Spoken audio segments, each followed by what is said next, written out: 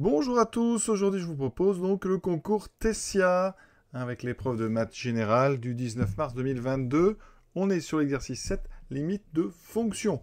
Voilà, donc je rappelle que les questions à choix multiples, donc les M, ici vous avez M43, M44, etc.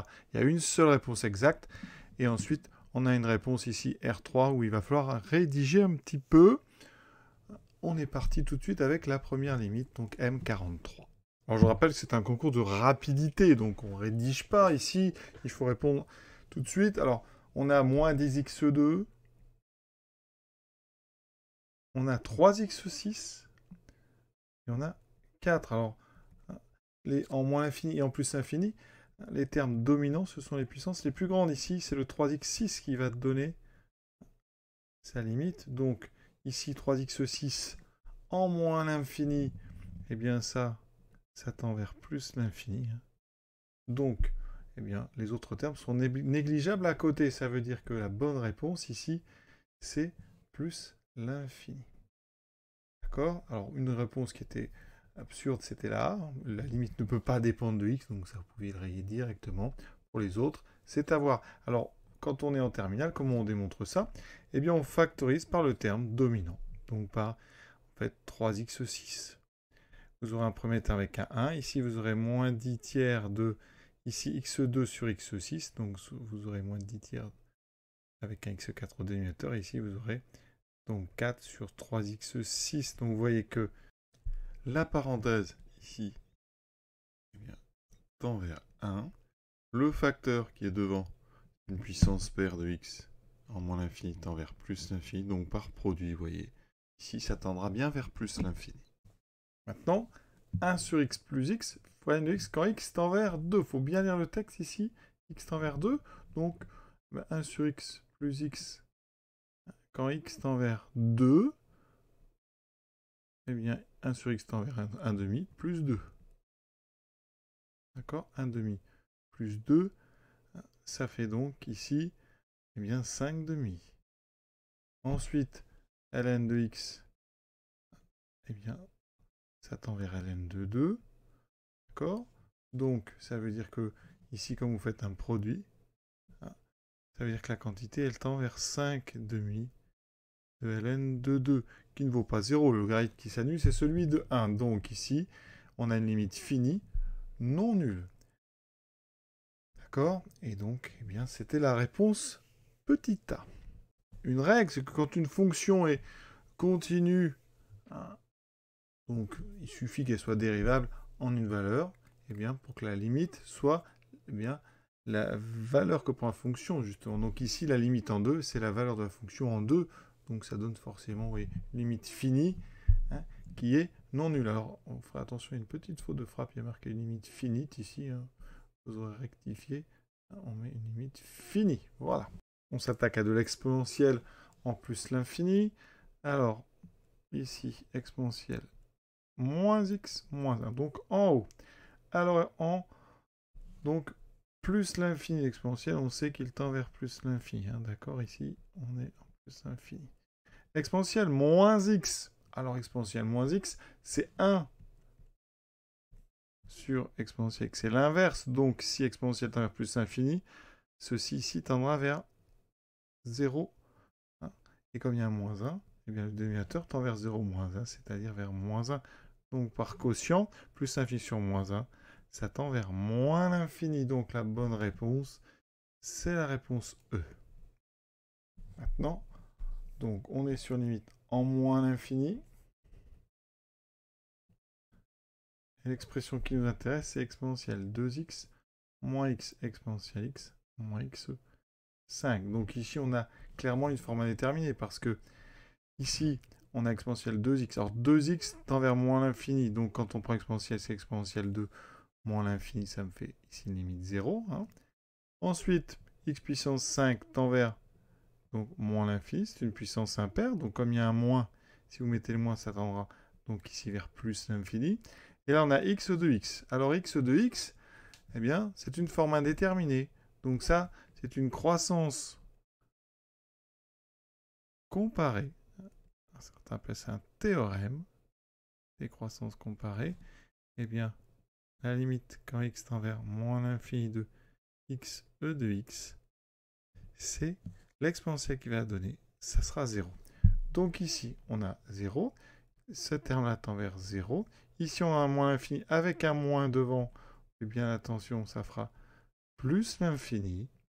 Et donc, par somme, 0 plus l'infini, eh bien, le tout tend vers plus l'infini. Et là, on est sur une somme. Donc, réponse, c'est la réponse C. Donc, les choses importantes à retenir, c'est qu'on a des croissances comparées ici. Il faut connaître. X, e de x, c'est indéterminé. X va vers moins l'infini exponentielle, moins l'infini, ça fait 0. Donc, vous avez ici un produit moins l'infini fois 0. Donc, il faut apprendre. Quand on a un produit de x et d'exponentielle x en moins l'infini, c'est l'exponentielle qui va tendre tellement fort vers 0 qui va emporter le tout. Et donc, eh bien, dans cette somme, le terme finalement, eh bien, le seul terme qui ne tend pas vers 0, c'est moins x puissance 5. M47, on est en plus l'infini, on a de l'exponentielle moins x. Alors, moins x tend vers moins l'infini ici, donc exponentielle moins x. La limite d'exponentielle en moins l'infini, c'est 0. Ça veut dire que dans l'exponentielle, dans le logarithme, on a 1 plus exponentielle moins x, qui va donc tendre vers 1 plus 0, ça fait 1. Donc quand je mets ça dans un logarithme, par composition, eh bien ceci tend donc vers ln de 1, c'est-à-dire 0. Et au dénominateur, on a 0. On a donc ici une forme indéterminée. On a 0 sur 0. Comment? Eh bien, se débrouiller. Eh bien, ici, il s'agit d'un exercice assez difficile parce que c'est une limite particulière, la limite quand x tend vers 0, de ln de 1 plus x sur x qu'il faut connaître. Et cette limite, eh bien, je vais vous la démontrer, en même comme ça. Il faut bien comprendre qu'ici, en posant f de x égale ln de 1 plus x, eh bien, ln de 1 plus x sur x, c'est tout simplement, je dis tout simplement parce que je le sais, mais ça n'est pas simple, c'est f de x moins f de 0 sur x moins 0. C'est donc ce qu'on appelle un taux d'accroissement. Et un taux d'accroissement, eh bien, on sait que ça tend ici vers un nombre dérivé quand la fonction est dérivable. Donc ici, eh bien, la limite de ce taux d'accroissement, ça sera la dérivée de f en 0. D'accord? F', donc j'en ai besoin. C'est dérivé de ln de 1 plus x, c'est donc du u' sur u, 1 sur 1 plus x. Donc j'ai besoin de f' de 0, qui est 1. Donc ln de 1 plus x sur x, ici, eh bien, ça tend vers 1. Alors en plus, ce qui est compliqué, c'est qu'on ne l'applique pas comme ça, on l'applique en plus, à la place de x, on va composer ça avec un exponentiel moins x qui lui tend vers 0. Donc on a d'abord cette limite ici. Si vous la connaissez, vous l'utilisez, sinon il faut la redémontrer. Donc on a ici, je rappelle, ce taux d'accroissement qui tend vers le nombre dérivé d'une fonction qui est ln de 1 plus x en 0. Ensuite, ici, on va l'utiliser, mais pas directement, on va mettre un grand x ici.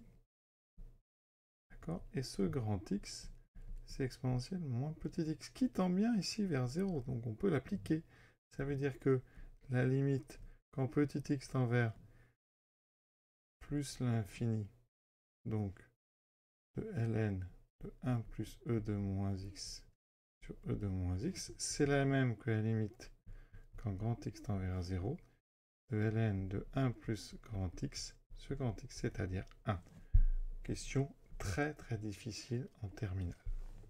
Puisqu'on est sur des limites compliquées, eh bien je vais vous apporter une règle du supérieur qui s'appelle la règle de l'hôpital, qui dit la chose suivante. Si f et g est une limite du type 0 sur 0 ou infini sur infini, en a qui peut être réel ou plus ou moins l'infini, si f' sur g' a une limite finie, justement, ou une limite infinie en a, avec une petite condition sur g' de a qui doit être différente de 0, alors la limite de f sur g vaut la limite de f' sur g'. Vous allez voir, c'est très très rapide. Alors ici, on va appliquer ça avec donc f de x égale ln de 1 plus e moins x, et g de x égale e moins x. On a bien une limite du type, ici, on avait dit 0 sur 0. D'accord?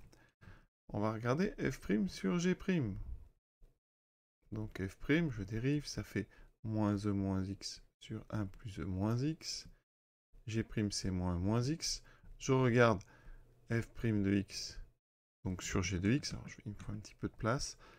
f' de x sur g' de x. On remarque que g' de 0 n'est pas égal à 0, d'accord? Donc, on aura ici, alors, on a ça sur ça, les exponentielles moins x se simplifient, il me reste 1 sur 1 plus exponentielle moins x. Et ça, et c'est là que c'est bien, eh bien, en 0, quand x tend vers 0, ça tend vers 1 sur 1. Et donc, eh bien, on peut appliquer la règle, ça veut dire que la limite de f sur g est aussi 1 sur 1. Donc, c'est la réponse, effectivement, C. M48, alors là, c'est pareil, on va réutiliser la même formule, mais encore plus dur, parce qu'ici, on n'a pas un même x ici. Hein. Donc, il faut trafiquer pour faire apparaître du ln de 1 plus grand x sur grand x. Ça veut dire que, ici, hein, on a ceci. Je dois faire apparaître dessous un exponentiel moins 2x. Donc, ça veut dire que je vais multiplier en haut et en bas, donc par exponentielle moins x. De façon à avoir au dénominateur, donc exponentielle, moins 2x.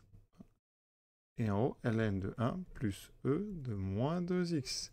Tout ça multiplié par exponentielle moins x.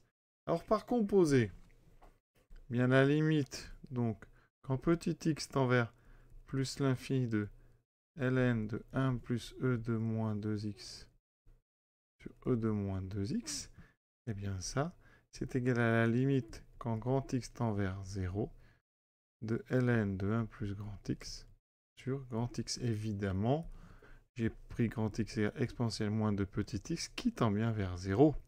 D'accord? Et donc ça, je peux appliquer la formule. Hein, ici, ce fameux taux d'accroissement qui tend vers 1. Il me reste donc ici un facteur exponentielle moins x qui tend vers 0. Donc, ceci tend vers 0. Le premier facteur, on vient de le dire, tend vers 1. Par produit, eh bien, ça tend vers 0. Donc la bonne réponse, c'est la réponse C, mais c'est encore une question vraiment très difficile en terminale. La règle de L'Hopital marche encore aussi dans ce cas-là, avec donc, f de x, qui sera donc ln de 1 plus e de moins 2x, g de x égale e de moins x, f', donc je dérive, ça fait moins 2e moins 2x, sur 1 plus e de moins 2x. G', c'est moins e moins x, encore une fois en 0, ça n'est pas nul. Maintenant, on regarde f' sur g', les exponentielles. Alors, c'est un petit peu plus compliqué, donc on va le faire tranquillement. On aura donc moins 2e moins 2x sur 1 plus e moins 2x, multiplié donc par, ici, 1 sur moins e moins x. On simplifie ici, il me reste 2e de moins x, le moins se simplifie sur 1 plus e de moins 2x. Ensuite, on passe à la limite. En haut, ça tend vers 0. En bas, ça tend vers 1. Donc 0 sur 1. La limite de f sur g, c'est donc 0. Quand x tend vers 0, vous voyez, ça va très vite. Il suffit vraiment juste de dériver et de regarder que j'ai pris, mais bien non nul en l'avoir gardé.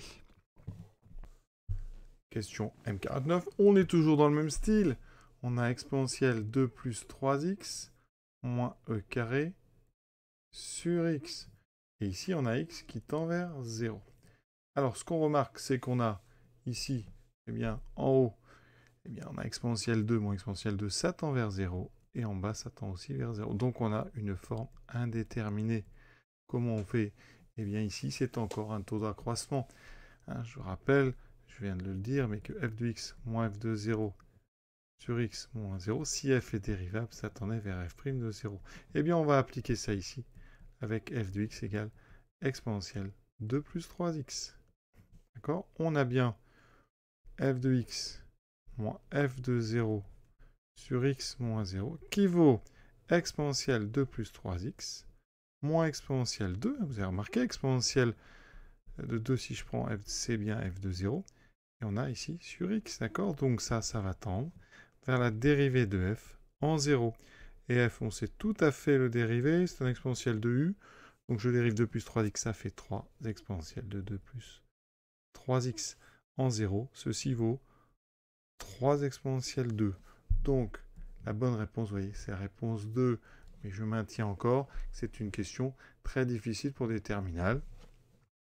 Ça reste du taux d'accroissement, on en fait quand même de moins en moins.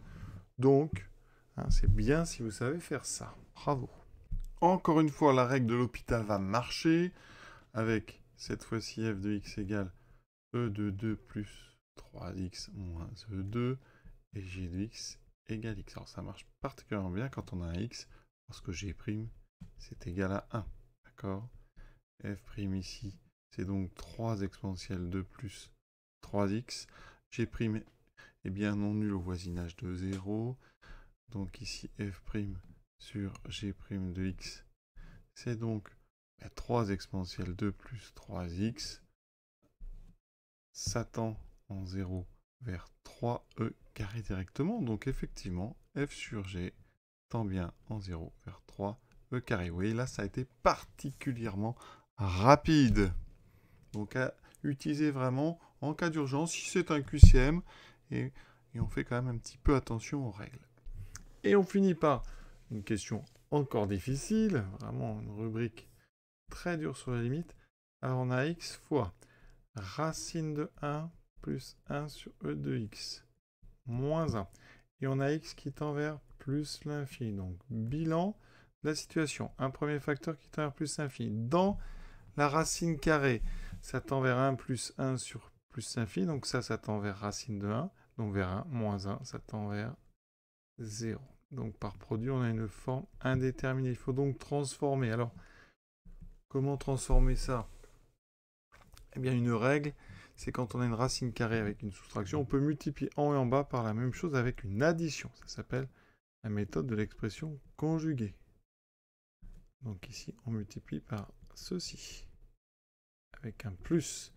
Et donc dessous, je vais avoir racine de 1 plus 1 sur e de x plus 1. En haut, j'ai une identité remarquable ici. A moins b fois a plus b.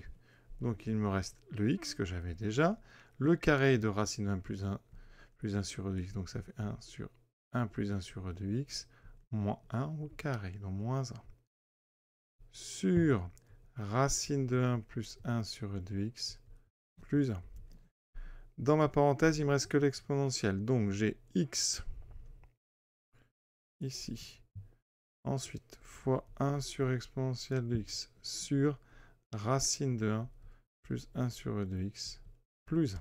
Maintenant, où on en est?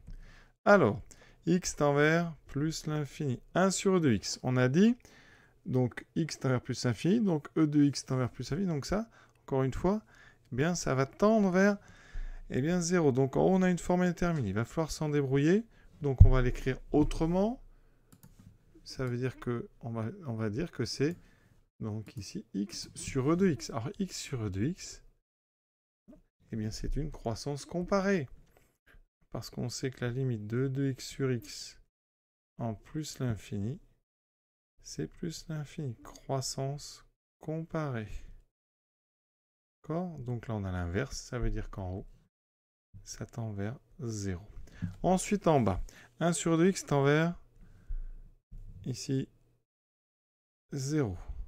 Pour rajouter 1, ça tend donc vers 1. Donc ça tend vers racine de 1 plus 1, c'est-à-dire 1 plus 1, c'est-à-dire 2. Donc le dénominateur tend vers 2, le numérateur tend vers 0, donc par quotient, ça va tendre vers 0. Donc la limite ici de cette expression ici, c'est donc 0 quand x tend vers plus l'infini. Donc ici, à se rappeler, c'est quand on a donc une forme indéterminée avec une racine carrée et une soustraction ou une addition, on utilise cette méthode qui fait apparaître une identité remarquable ici, en haut, et qui fait apparaître au dénominateur quelque chose qui ne pose pas de problème parce que c'est la soustraction ici qui posait de problème, et alors vu qu'on est passé sur une addition, il n'y a plus de problème.